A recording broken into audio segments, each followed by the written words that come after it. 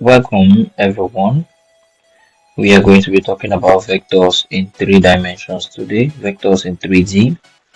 So, as far as this lesson is concerned, I am Mr. Genesis and I am in charge of facilitating this lesson for you today. As far as this lesson is concerned, we are going to be studying. As far as lesson is concerned, we are going to be talking on the introduction, understanding vectors in 2D, working with vectors in 2D. We have working with vectors in 3D, lines in 3D, planes in 3D. Now that's for the chapter as a whole, okay? However, for this particular video, we are going to be working only on the introductory part of the lesson. That's only on the introduction. We're going to work everything that has to do with vectors in 2 dimensions here and now in this video. So buckle up, get your books, get your papers, get your notes, get your calculators because we're gonna need them. So straight to the point. Introduction, understanding vectors in 2D. So we are going to consider a situation where two people leave a point O and walk as follows. So we're going to consider 2 scenarios where the first one says the first person walks 4 meters due east and walks back 3 meters due west.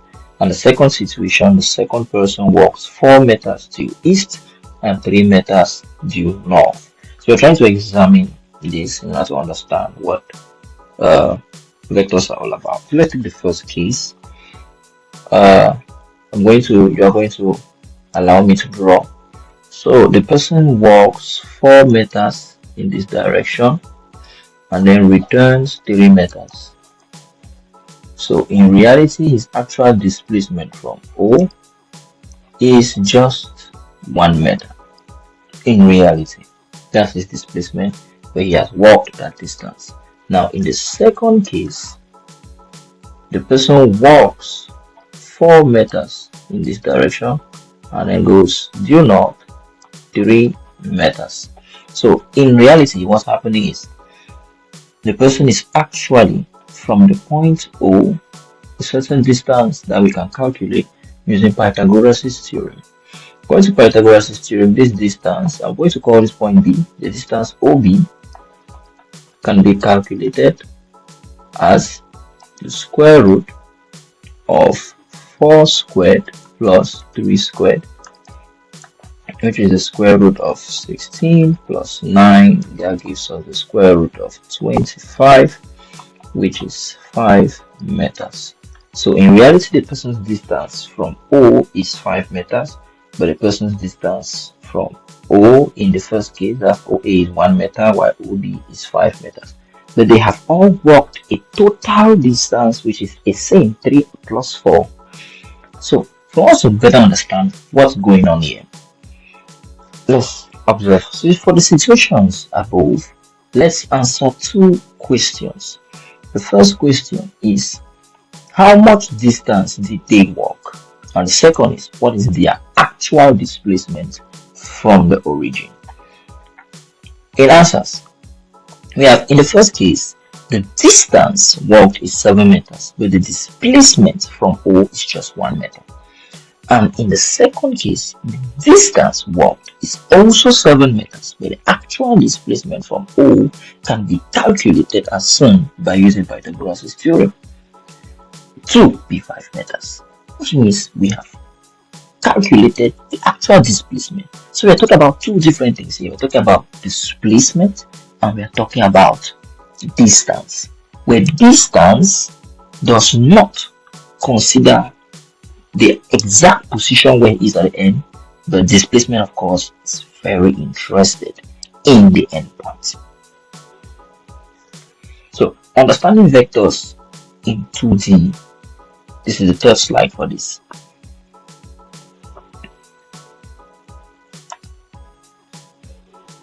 Distance is the same because it does not consider the direction the person was walking in. It just sums the total movement.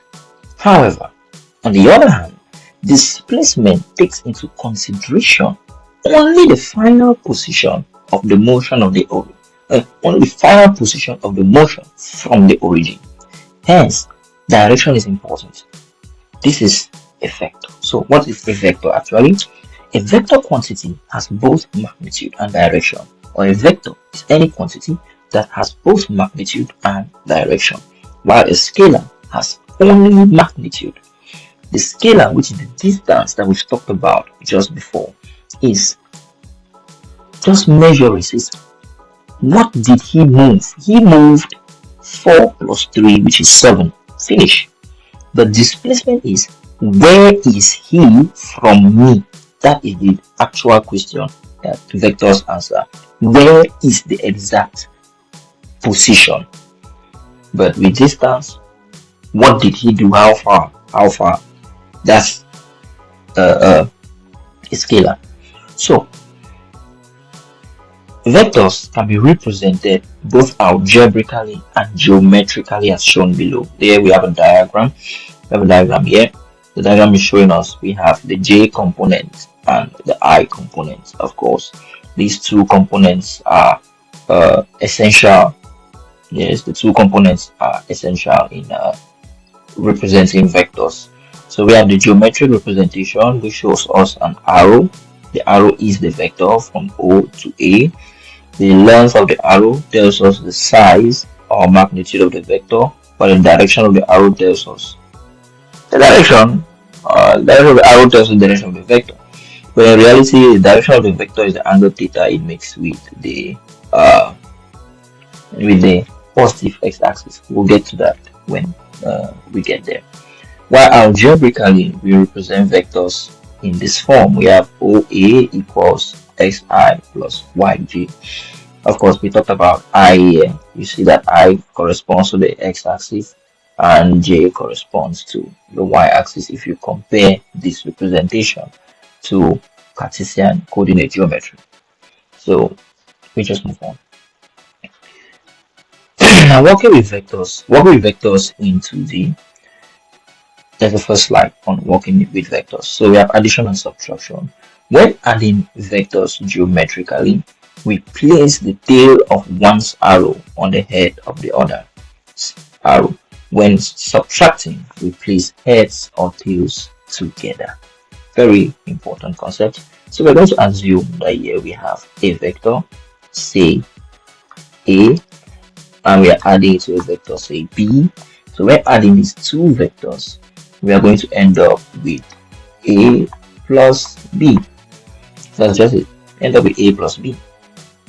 And however, if we are subtracting, notice that if we are adding, we have put the tail on the head of the other to sum them up.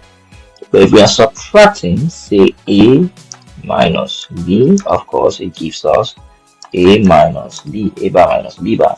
Notice that their tails are onto each other. However, this is not the only method. We can still put their heads onto each other.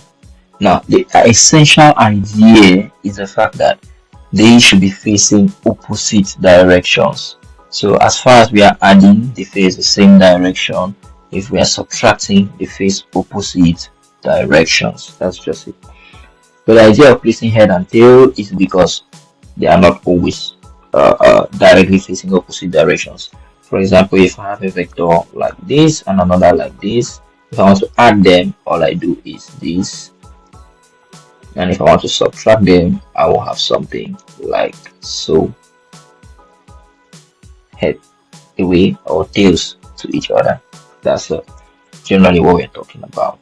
On the other hand, algebraically, given two vectors of this form, that is the formula that's the formula we are going to use to add them or subtract them. We can either sum or subtract, or use plus or minus. So OA plus or minus OB will give us x plus or minus a, all of that I, plus y plus or minus b, all of that j. So in principle, we are taking the x component plus the x component and the y component plus the y component. In principle, that's what we are doing. I think we move on. So working with vectors in 2D, these two. Okay, so we have examples and exercises. Now So these are our examples and exercises that we're supposed to do. We have A to D. The A part has 6 questions in it that we're supposed to add. It says execute the sum and difference of each pair of vectors below. So we're going to execute the sum and difference of each. For example, number 1 we do the sum, then we do the difference. Same thing for number 2, 3, 4, blah, blah, blah. So we have 6 of them in that list. So which means we are going to do 3 now. I'm going to do 3 of them, and you are going to do the other 3 as an exercise. And you give me your answers in the comment section. Thank you for that. And I'm going to do questions B and C while you do question D as an exercise as well. So on our solution slide, we have 2 vectors. Now I'm going to say this: to facilitate or remove ambiguity when solving, we are going to try to represent the vectors in another fashion or in another way to reduce the possibility of error. So we'll represent the vectors in another way when solving addition and subtraction to reduce the possibility of error. We are going to do that here just now. Right. On the first example, as we can see,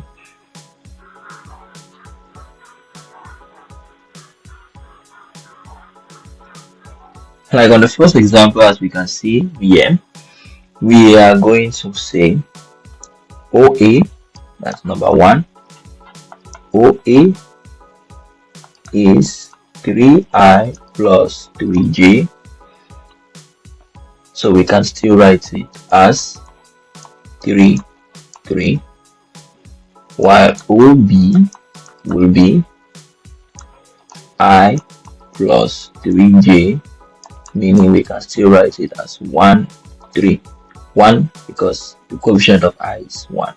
So therefore, we can say OA plus OB will be 3, 3 plus 1, 3, giving us 3 plus 1, 4, and 3 plus 3, 6. So in reality, OA plus OB will be 4i plus 6j,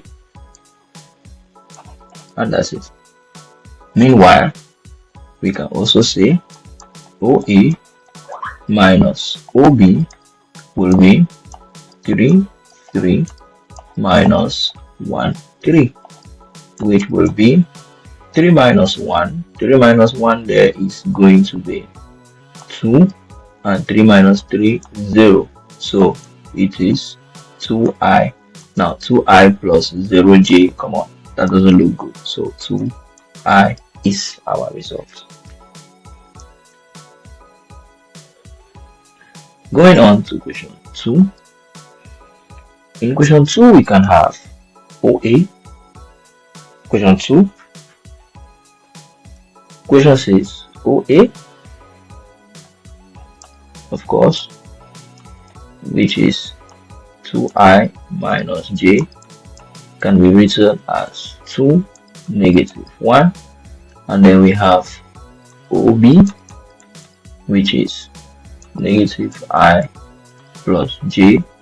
We can write it as negative 1, 1, such that OA plus OB will be 2, negative 1 plus negative 1, 1. So this will give us a result.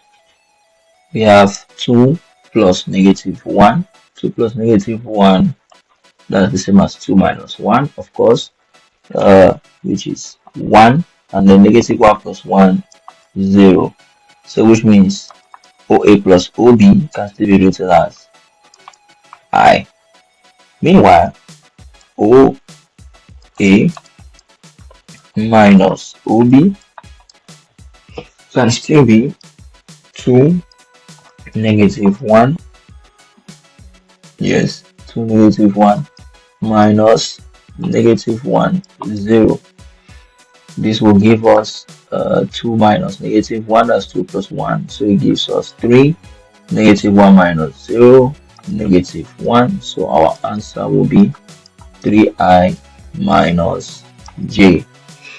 The third one, which is the last one I'm going to do, we have OP and OQ. So we have OP is 3i, which we can have 3, 0, and OQ is I plus 3j, which can still be written as 1, 3, such that therefore OA, or rather, sorry, OP plus OQ will be 3 plus 1, that's 4, and 0 plus 3, 3. So that gives us 4i plus 3j, and we have OP minus OQ to be OP minus OQ. Our answer will be 3 minus 1, that gives us 2, and 0 minus 3, that's negative 3. So our result is 2i minus 3j, and that's it. So you are going to do the others as an assignment. You can pause, copy questions, and solve. Now we move on to the next section where we have B, C, and D to do. Now in solution, I'm going to do B, starting from B. So B says if AB is equal to OB minus OA, then you should find OA. So we have been given AB, we have been given OB, we need OA. So we make OA subject of formula.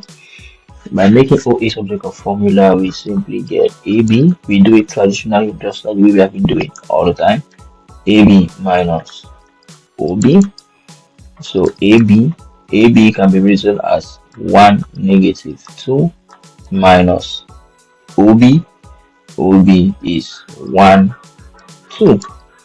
So we have 1 minus 1, 0, negative 2 minus 2, negative 4.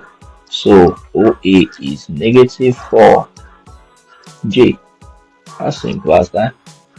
So now we go to numbers 2 or C. C is going to be a little long. So C gave us S to be xi plus yj, gave us T to be ai plus bj, and then they say, or the question says S plus T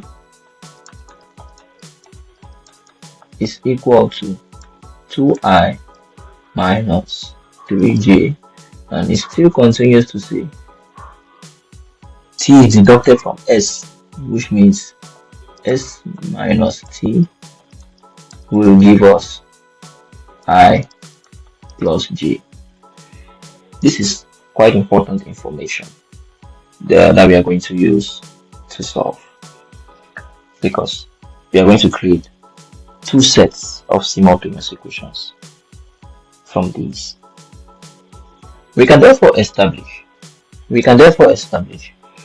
from this system that S plus T equals that. So we say S is xi plus yj plus T, which is ai plus bj. That gives us 2i minus 3j. Here we bring I and j components together so that we have x plus a, all of that I, plus y plus b, all of that j, to be equals to 2i minus 3j. Also, we have them deducting each other, so which means S, which is xi plus yj, minus AI plus BJ equals I plus J. Now this implies we have X minus A, all of this I, plus Y minus B, all of this J equals I plus J. So we are going to do comparison in order to solve. So we say by comparison. Now why are we comparing? I components should be equals I components, J equals J components. So in the first case, we have X plus A should be equals to 2. X plus A should be equal to 2. We can call that equations 1. And then we say X minus A should be equal to 1. X minus A should be equal to 1. We call that equations 2. We solve the two equations simultaneously. Equation 1 plus equation 2 will entail X plus X, that's 2X. A plus negative A, that will give us 0, equals 2 plus 1, 3. So X is equals to 3 on 2. Also, equation 1 minus equation 2 will entail that X minus X is 0. So A minus negative A, that gives us 2A to be equals to 2 minus 1, which is 1. So that A is equal to half. We have found the value of A. Likewise, in the second scenario, we can also say J components equals J components. So Y plus B, can put here and Y plus B should be equal to negative 3. We can call that equations 3. And then we say Y minus B should be equal to 1. We call that equations 4. We can sum the two equations as well. Equation 1, equations 3 plus equations 4 will entail Y plus Y. We get 2Y equals B plus negative B, 0, 3 plus 1, 4. So Y will be equals to 2. And you take equations 3 minus equations 4. Y minus Y is 0, B minus negative B. That gives us automatically 2B to be equals to 3 minus 1. Yes, 3 minus 1. That gives us 2. So B is equal to 1. Now, if we have these two equations, we can establish the value of S. S is therefore equal to X. For the value of X, we have 3 on 2I. And Y is 2. So we have plus 2J. And T will be, wait a minute. Yes, it's okay. No, negative 3. Here was negative 3. So negative 3 plus that will give us negative 2 here. So our value for Y is negative 1. We had a small bug. So like we said, Y equals negative 1.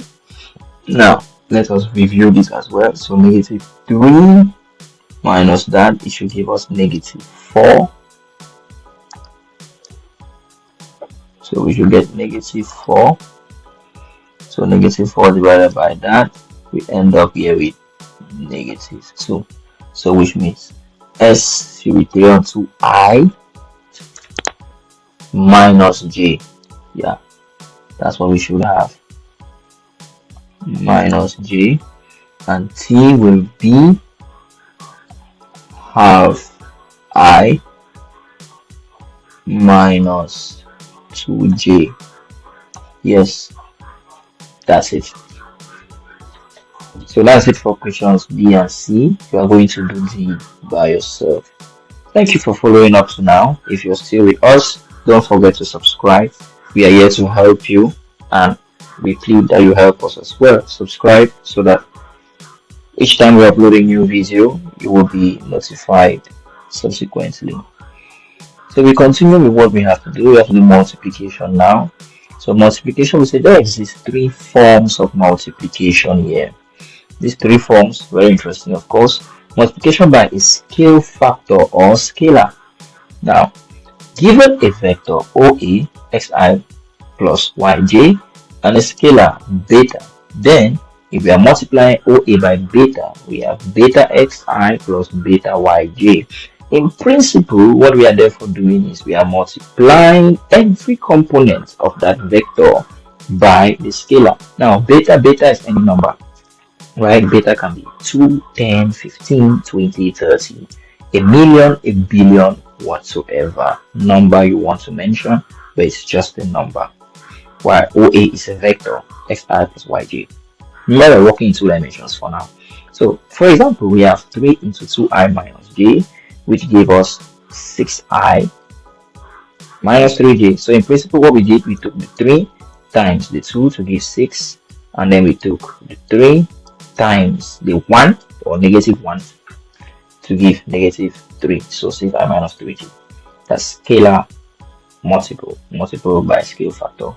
Now we have the dot product of 2 vectors, or scalar multiplication, or scalar product. Yeah, I call it dot product or scale, or call it scalar product. So the dot product of 2 vectors is a very interesting form of multiplication because you multiply 2 vectors to get a scalar. Quite interesting. And how does that happen? It's not magic, of course, it's not witchcraft. So it's a dot b equals ax times by, a dot b. Notice this dot here, a dot b. Now, how does that come about? So I said, notice the dot here, notice the dot. So how does that come about? Well, actually we do normal multiplication, except for that we have to keep some principles in mind. I times I gives us I squared, which is equals to 1. J times j is j squared, which is equals to 1. While I times j is equal to 0. Keep that in mind. So what we do, we multiply the 2 vectors. So xi plus yj is being multiplied by ai plus bj. Now we multiply these two, we get axi squared plus x times that, we get bxij plus ayij plus byj squared. And I remember I made it clear. So I squared is 1, ij is 0, ij 0, j squared 1. With this information, our answer will quickly change. Our answer will quickly change into ax 00 plus by, exactly as in our formula. So it's not magic. So we move on. Cross product of 2 vectors. This does not exist for 2-dimensional problems. Okay, for 2-dimensional vectors, cross product does not exist. It exists, that's been defined so far. Well, we can't say it doesn't exist. Science, we can't say it doesn't exist, but so far it has not been defined yet. But it has been defined properly for 3-dimensional vectors. And interestingly, it's not part of the program of the Cameroon GCE advanced level. So if we do it, it's just going to be for fun. Yeah. We walk straightforward into our examples as far as multiplication is concerned. Here are our example questions. If you want to copy, you can just pause the video and then you copy.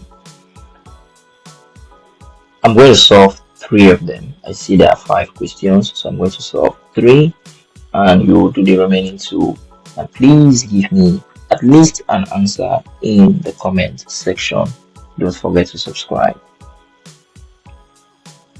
So we have been given two vectors A and B, and we have been told to carry out the following multiplications.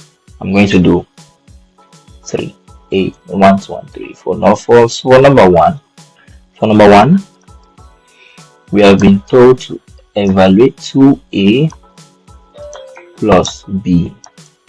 This is the same as 2 of A is 2, 1 plus B, which is 1, 3. That gives us 2 times 2, 4, 2 times 1, 2, plus 1, 3. That gives us 4 plus 1, 5, 2 plus 3, 5.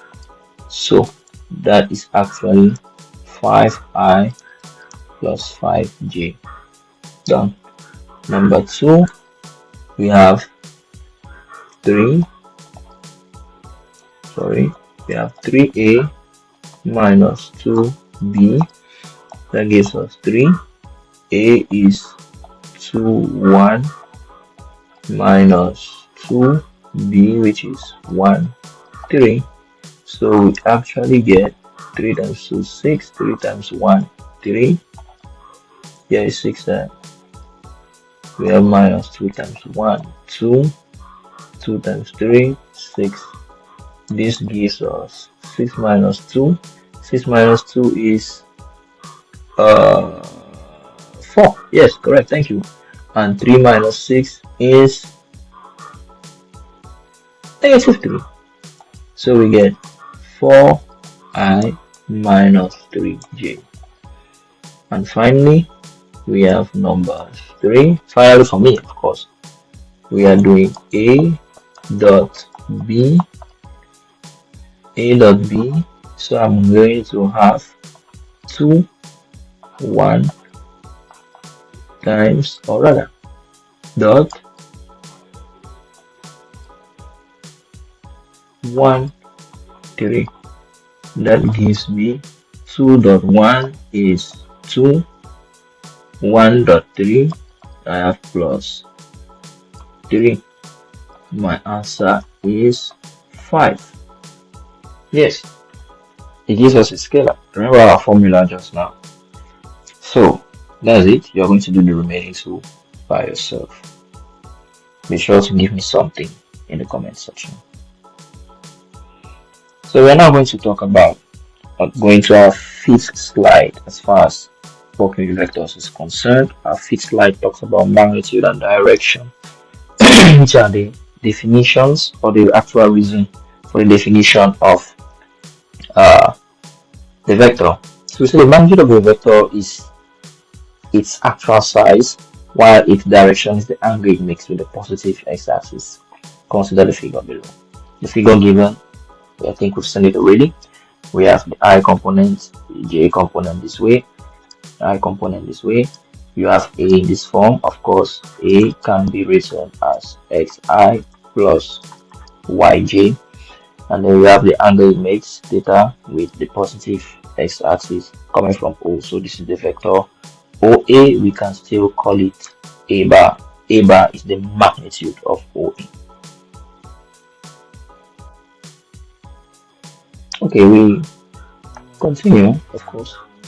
So the magnitude is the length of the arrow and can be found using Pythagoras' theorem, while the direction is theta and can be found from theta equals tan inverse of y on x. This is just for generality, okay? And before solving, we must remember the concept of quadrants. And what we need to remember as far as quadrants is concerned is which axis is positive or negative in what quadrant. To help us with that, I have a small diagram. So we have the x-axis is positive. We have our quadrant system already there, well explained. So actually, this is our first quadrant. This is quadrant 1. Here you get quadrant 2, here quadrant 3, and here quadrant 4. Now, quadrant 1, 2, 3, 4. Why that leveling? Because we measure angles in this form anti-clockwise. Angles are measured anti-clockwise and not clockwise. So we count 1, 2, 3, 4. That's exactly the reason. Now, we have to also remember how to find angles in these quadrants. The value you get from this formula here, because you use only the positive values, no matter what they give you. We'll do examples when you see. You use only positive values, it will always give you the principal value. Now, if it is in the first quadrant, the angle theta is equal to the principal value. Now, if it is in the second quadrant, the theta is going to be 180 minus the principal value. If it's in the third quadrant, theta will be 180 plus principal value. And if it's in the fourth quadrant, theta will be 360 minus principal value. Now, frankly speaking, this was well done in trigonometry, so you should check it out for us. We won't like to dwell a lot on it again for now. So we continue.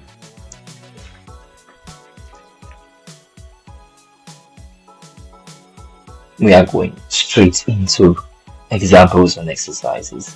So find the magnitude and direction of the vectors below, leaving your answers in 2 decimal places where necessary. So we've been given these questions or these vectors for us to find the angles between them, and well, of course, we are going to solve. Now I can see there are 9 of them, which means we are being expected to solve those 9, but in reality I won't. Okay, I'll solve 4 of them and you will do the other 5. I'll do 4 of them, the first 4 of course. There they are for you to see why we solve. Now in solutions,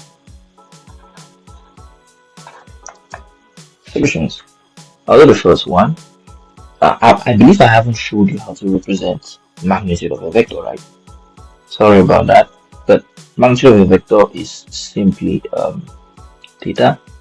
No, magnitude of a vector is the size of the vector, so magnitude of OA, this is question 1, magnitude of OA is represented like so. Yes, magnitude of OA equals square root of x squared plus y squared. So that means we are looking for 3 squared plus 3 squared, that is 2 of 3 squared, giving me 3 root 2. And its direction, PV, will be tan inverse of 3 on 3, which is tan inverse of 1, which is 45 degrees. Therefore theta equals 45 degrees. Why is theta 45 degrees? That looks like 450, so 45 degrees. So why is theta equal 45 degrees? Because we have positive and positive. Positive and positive means it's positive, positive, so it's in the first quadrant.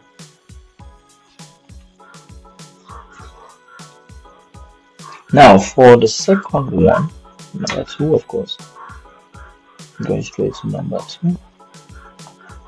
For number 2, we have OA equals 2I minus j. So magnitude of OA will be square root of 2 squared plus negative 1 squared, which is square root of 4 plus 1, which is root 5. Now we have tan inverse principal value. PV will be tan inverse of positive values only, 1 on 2. This gives approximately 26.56 degrees. That's the principal value. Now we evaluate, we check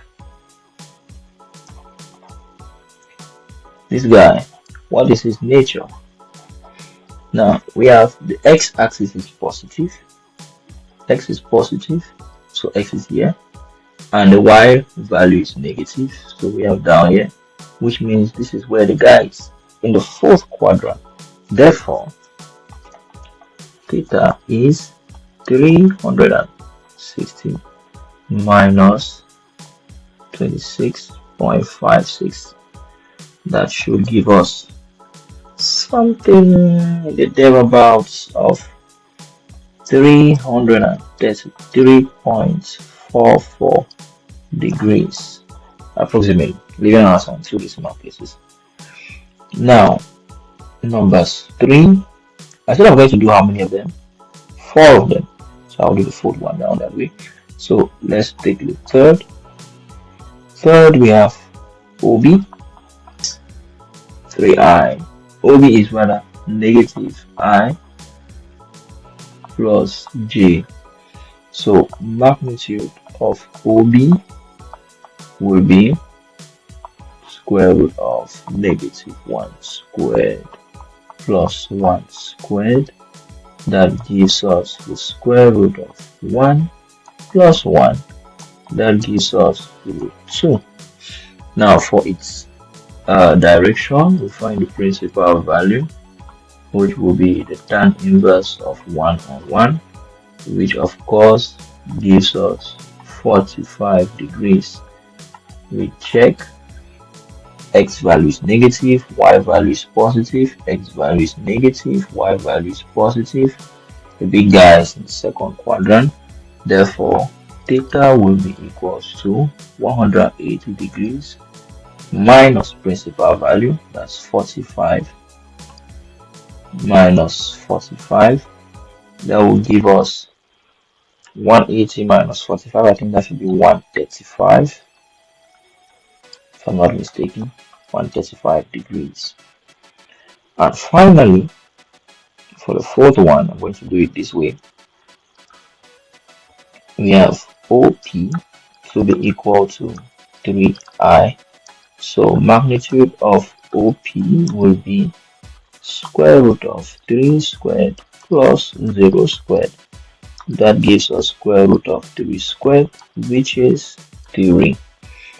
And for its principal value, we have tan inverse of y on x. Y is 0. Ooh, 0 on 3. 0 on 3. That gives us tan inverse, it will be equal to tan inverse of 0. Tan inverse of 0 is 0 degrees. That's the principal value. Now, however, we have to verify the x value is positive, so which means theta is equal to 0 degrees or 360 degrees. Which one do you think is the answer? Drop it for me in the comment section. I will reply to this. I will reply to this one. If it's 0 or 360, I will reply to this one. So as we should be sure of what we are doing. Now you're going to do the rest, question 5, 6, 7, and 8. You're going to do them by yourself. And 9, of course. Now, angle between two vectors. We are almost done for today. We're almost done. So angle between two vectors, the formula used for this is a dot b equals a magnitude of a magnitude of b equals theta for any two vectors a and b that intersect. Now, if you have followed us till now, I think we're on slide 17 out of 20, something like that. So we're almost done. And of course, as you can see, some slides are empty slides. So if you have been with us till this time, please consider subscribing like the video, and of course, share this video with as many of your friends as possible and as many of your classmates as possible. The video is made to help as many as possible. Many teachers do not introduce vectors this way, but we are taking our time to detail it out for you. So do not be selfish with the knowledge. Now, however, we get back to our intersection of vectors. Now, depending on the way the vectors intersect, depending on the angle between the vectors, we can have two classifications, two major classifications. Those classifications are one, perpendicular vectors, such that a dot b should be equal to 0. Now, this is simply because the angle between them is 90 degrees. When we say two things are perpendicular, it means the angle between them is 90 degrees. So, for perpendicular vectors, angle between them is 90 degrees. And if we put 90 in the place of cos theta in this formula or just above here, cos 90 is 0. So 0 times 90 of a, 0 times whatever it gives is 0. So a dot b should be 0 for perpendicular vectors. Secondly, we have parallel vectors. For parallel vectors, a dot b is equal to the magnitude of a times the magnitude of b. How does this come about? Well, the angle between them is either 0 or 180 degrees. Cos 0 is 1 and cos 180 is also 1. So these two conditions can give us the formula that you see, the formula here, to be kept in mind. However, let me explain the concept of 0 and 180 degrees, okay? Real quick. Now, two vectors have angle 0 degrees if they are parallel and working in the same direction. Theta here is 0 degrees. Now, two vectors have an angle 180 degrees between them if they are parallel and working in opposite directions. Head, angle between them 180 degrees. That is the trick. However, still on parallel vectors, another interesting thing about parallel vectors is the fact that one is a scalar multiple of the other, which means if we have two vectors, say AB, A could be equal to beta B. That's what we mean by one can be a scalar multiple of the other. Now, I just want us to have fun. Try and prove this formula. This is for us to have fun. You've been with us right up to now. Thank you. Thank you very much. So, for us to have fun on this formula, we want to try to create it. We want to come up with this formula. What was happening in people's minds when this formula was to be born? So, we are going to start geometrically, okay? We are going to represent two vectors like so. Yes. So the magnitude of this vector, let's call this vector OA and this vector OB. So the magnitude of this vector, we will call it A bar, and the magnitude of this vector we'll call it B bar. There's going to be a link between A and B. We'll call this C bar. That's the magnitude of that vector. Now, we can calculate the magnitude of A bar, of course, because it has X and Y coordinates, and B, we will name it AB, okay, for understanding purposes. So we can calculate the magnitude of this vector and calculate the magnitude of this vector. So we know this A bar and we know B bar. We know A bar, B bar. What is C bar? Of course, C bar is the magnitude of AB. Yes, C bar is the magnitude of AB, but AB is equal to OB minus OA. Or simply, magnitude of AB is simply the distance between A and B, right? So we can calculate the distance between A and B from coordinate geometry, distance between 2 points. So in principle, there's going to be an angle between these two vectors, which we will call theta.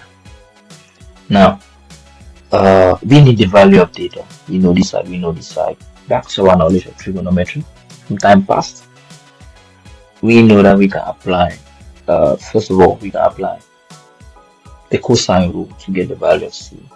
So c bar squared should be equal to a bar squared plus b bar squared minus 2 a bar b bar cos theta. Let's say we can get this. So the only variable here is cos theta. So we can actually say 2a bar b bar cos theta is equal to a bar squared plus b bar squared minus c bar squared. Yes, so we took this to this side and then we took c bar squared to this other side. So if we have to represent it with explanation arrows, this came this way while this came the other way. That's what happened. Now, based on that, we can say cos theta will be a bar squared plus b bar squared minus c bar squared divided by 2 a bar b bar. Now, all these bar, they are magnitudes of these vectors. So from here, we are going to say this should be equals to, we are going to end up with, this is magnitude of OA, so we have square root of x squared plus y squared, all of that squared, plus square root of a squared plus b squared, all of that squared, minus square root of, now it is AB, distance between A and B, so we are going to have x minus A, all of that squared, plus y minus B, all of that squared, this all squared, divided by, well, here I will not stress us, I'll just say magnitude of A, or let's just put it this way, magnitude of OA, magnitude of OB. Right, let's keep it that way, because I know that we won't be needing any figures from there. Now from here, let me go up where it's going to be clearer.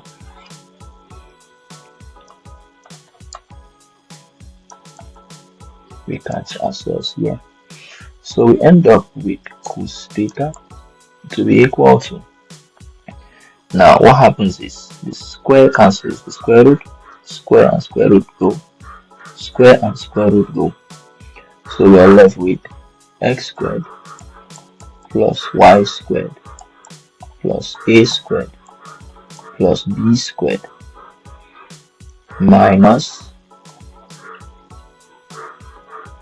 x minus a, all that squared, plus y minus b, all that squared, divided by 2 magnitude of OA, magnitude of OB.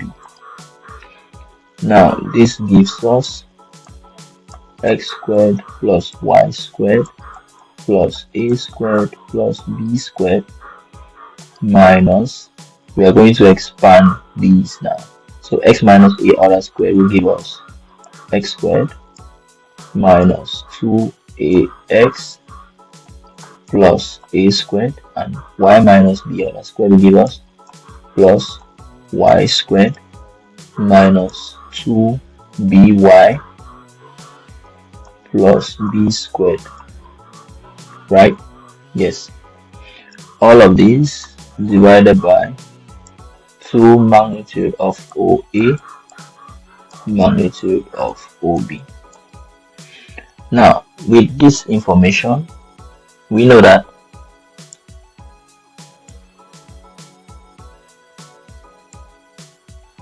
at this point, since we have minus here, x squared minus x squared, y squared minus y squared, we have a squared minus a squared, b squared minus b squared. The negative will change the signs of these negatives here. So we are going to have cos theta to therefore be 2ax plus 2by divided by 2 magnitude of OA magnitude of OB. So cos theta will be 2 into ax plus 2 plus by on 2 magnitude of OA magnitude of OB. The 2's will cancel. Cos theta will be, because ax plus by is actually OA dot OB, not OA, divided by magnitude of OA magnitude of OB. This is our formula. Quartz era Subtraction. Thank you very much for following up the proof of this formula. I rarely see it being done. That's why I decided to do it, and we did it for fun. And this brings us to the actual end of the lesson for today. However, I want to give you some little information. First thing in that information is that please do subscribe. And now on our website www.outstock.com, you can find on our website, you have it on every of the slides that we've worked on, of course. www.outstock.com, you can find GCE question papers, you can find mock question papers, and even GCE results of previous years. All of these for free download. You have MCQs quizzes that have been created for you, such that you can answer and get your score immediately right on the spot. These notes are updated not only here, but they're also being updated on the website. So you can find notes on our website in various subjects, not only mathematics. Thank you for following right up to this very point. I am Mr. O Genesis, and I've been with you from the beginning. Hope to see you in the next video, where we are going to be talking real business.